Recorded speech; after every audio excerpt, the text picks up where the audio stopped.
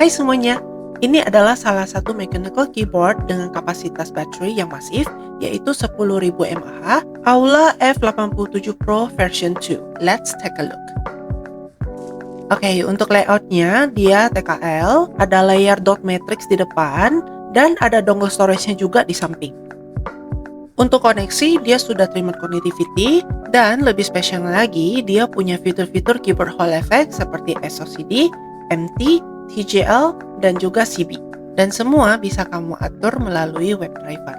Keyboard ini ada beberapa varian, white topography dengan Reaper switch, gradient side print pink dengan keycaps MDA profile, frosted black dengan keycaps matte transparent, dan blackberry side print. Semua menggunakan switch caramel latte kecuali varian white topography. Keyboard ini menggunakan PC plate dan 5 layers dampener. Dan untuk suara pastinya sudah enak banget.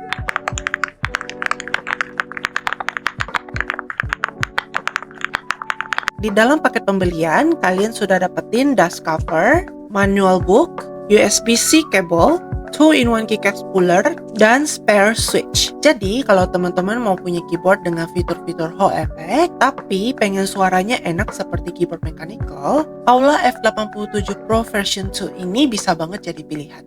Silahkan check out di Rumah Keyboard dan juga Rumah Gaming.